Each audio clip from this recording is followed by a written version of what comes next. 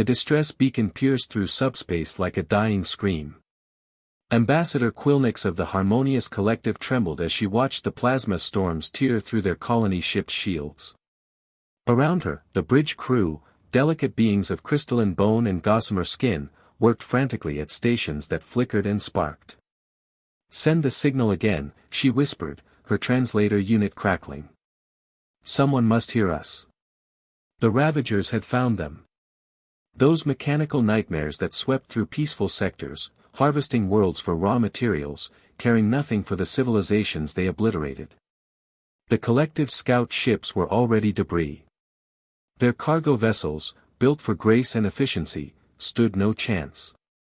Quilnix had heard rumors of a species that had recently joined the Galactic Assembly. A strange people from a death world, a planet so hostile that merely existing there required constant struggle. Earth, they called it. She had dismissed the stories as exaggeration. No species could survive gravity twice the galactic standard, atmospheric pressures that would crush a collective citizen, and predators at every level of the food chain. Yet the humans had not only survived, they had thrived. And then they had reached for the stars. The distress signal pulsed outward. Hours passed. The Ravager fleet closed in, their harvest ships beginning their grim work on the colony's outer habitats. Quilnix watched families huddle in the evacuation bays, knowing there was nowhere to evacuate to. Then the sensors screamed. Unidentified vessels emerging from FTL, the sensor operator chirped, her voice high with panic. 12, no, 20, 37 ships. Quilnix's foreheart seized. More Ravagers. They were doomed. But the signatures were wrong. The ships that materialized in formation were brutal, angular things, all sharp edges and armored plating. They moved with predatory precision, accelerating at speeds that would liquefy a collective crew. At their head was a dreadnought that dwarfed the Ravager mothership, its hull scarred from 100 battles. The communication channel crackled. A voice emerged, deep, confident, speaking in perfect collective standard. "This is Rear Admiral Chen of the Terran Defense Fleet. We received your distress call. Hang tight." What happened next would be taught in military academies across the galaxy for generations. The human ships didn't negotiate. They didn't posture. They simply attacked with a ferocity that made the Ravagers seem tame by comparison. Kinetic railguns that accelerated projectiles to relativistic speeds. Nuclear-tipped missiles that could crack moons.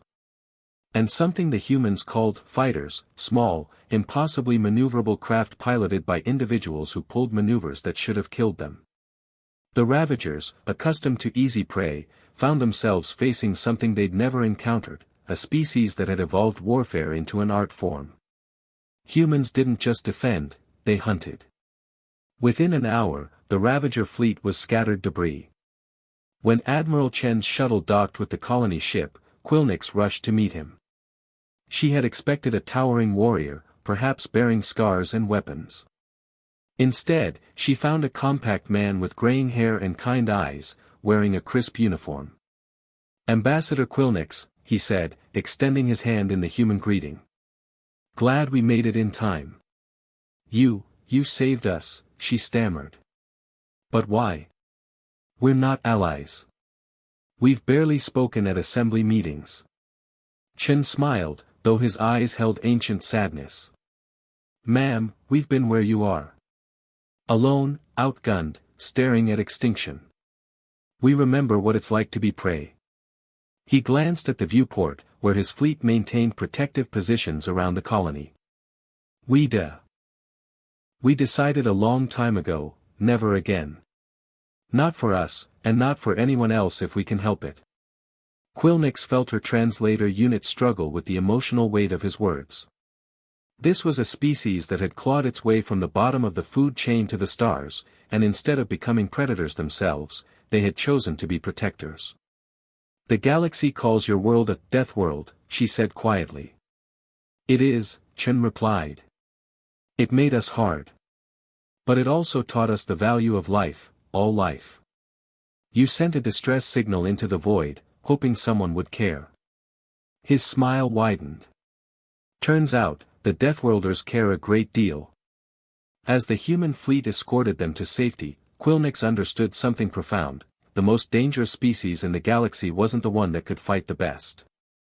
It was the one that chose to fight for others. The Terran Defense Fleet had just announced humanity's true purpose among the stars, not as conquerors, but as guardians.